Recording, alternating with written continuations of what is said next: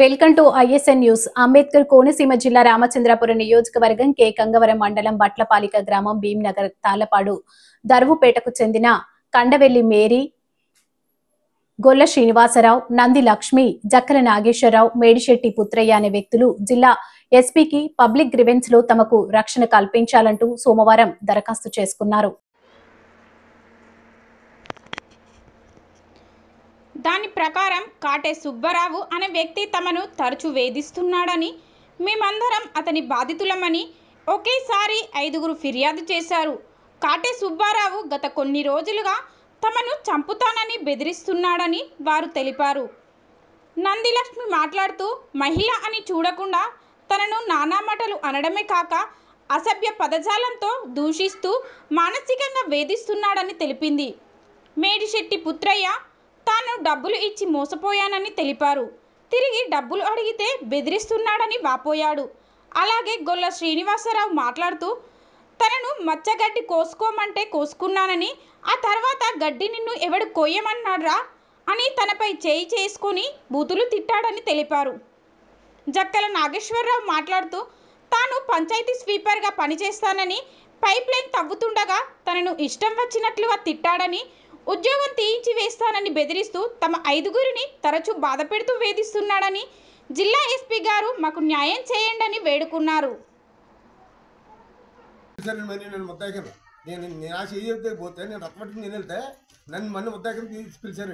గ్రామంలో నేను రాను తప్ప నేను ఎక్కడికి వెళ్ళాలి అక్కడ పోతానని చెప్పానండి. చెప్పినా వినలేదండి గ్రామ పెద్దలు. అయితే గ్రామ పెద్దలకు మీకు అప్పచెప్పేస్తున్నానని చెప్పేసి వాళ్ళకి అప్పచెప్పేసి వదిలేడండి. ఇవాళ నుంచి ఆయాలకి కూడా నాకు అందులో వచ్చిన ఆ సంఘంలో వచ్చిన గ్రామాల నుంచి వచ్చిన కూడా ఇంత ఫలితం కూడా నాకు అక్కడ కూడా చేస్తున్నాడండి. వాడు చేసిన పనులు చాలా దారుణంగా ఉన్నాయండి. మన ఏమనంటే ఎక్కడ చంపాలో ఎక్కడ పెట్టాలో మిమ్మల్ని ఏ ఆనందం దొరుకుతారో ఎక్కడ చేస్తారో కాలు చేతులు తీసేస్తారని చెప్తున్నాడండి. ఎందుకంటే మేము చేసి మార్గం లేదండి. మీరు తమరు ఏం చేస్తారో న్యాయం చేయమని ఎస్పీ గారి దగ్గరికి వెళ్ళాం సార్. వెళ్ళి మాట్లాడామండి. ఆయన మాకు ఈ మాట ఇచ్చారండి. దాని ప్రకారంగా మీరు ఏం చేస్తారో చేయమని మేము చెప్పే దాని వచ్చేసాడు సార్. నా పేరు నాగేశ్వరరావు, జక్కల నాగేశ్వరరావు, దరువుపేట గ్రామం, బట్లపాలిక శివారు. నేను కె గంగవరం మండలం. నేను సీపర్గా తాళపూడి గ్రామంలో పనిచేస్తూ ఉన్నాను. సీపర్గా పనిచేస్తుంటే పైప్ లైన్ తవ్వుతుంటే కాటే సుబ్బారావు అనే వ్యక్తి మమ్మల్ని నానా బూతులు వాడాడు. దానికోసం ఎస్పీ గారికి కూడా కంప్లైంట్ ఇచ్చాము. ఇవాళ ఎస్పీ ఆఫీస్కి కూడా మేము కంప్లైంట్ ఇవ్వడం జరిగింది. నమస్కారం. కె గంగవరం మండలం, బట్లపాలిక. నేను కళాకారులు చేసిందండి.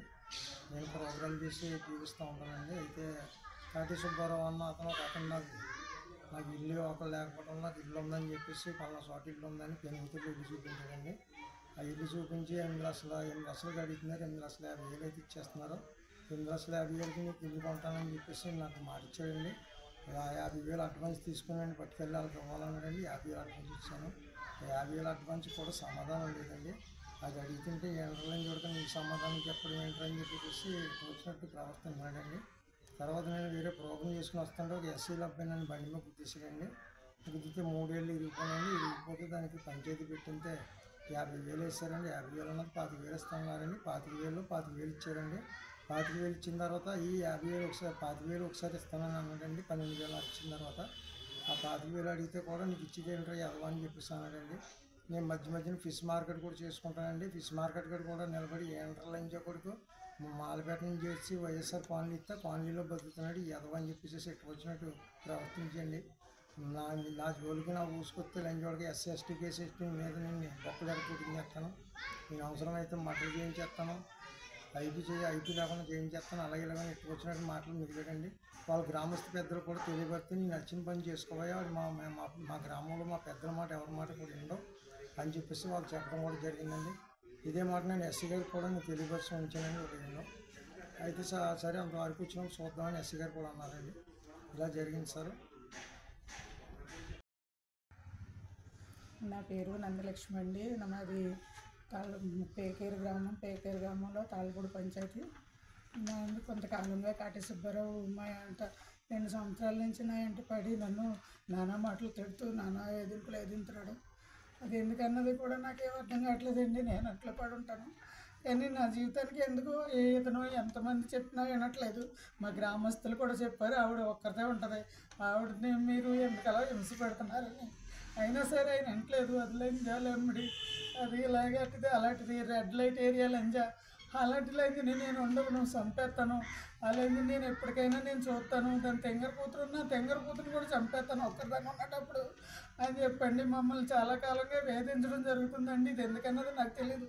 అతని విషయంలో నేను ఎప్పుడు మంచిగానే ఉన్నానండి, అయినా సరే నా వెంటకాల పడుతున్నాడు ఎందుకన్నా తెలీదు. నేను అలాగే మన కేగంగవరం మండలం ఎస్ఐ గారికి చెప్పాను, ఒకసారి చెప్పినా నాకు పెద్దవాళ్ళు అందరూ తెలుసు, నన్ను ఎవరు ఏం చేస్తారు, నాకు రాజకీయ పరంగా అందరూ తెలుసు, నన్ను ఎవరు ఏమీ చేయలేరు, నేను నీ అంతే చూస్తాను, నువ్వు ఎంతమందికి చెప్పుకుంటావో చెప్పుకో అనడం జరిగిందండి.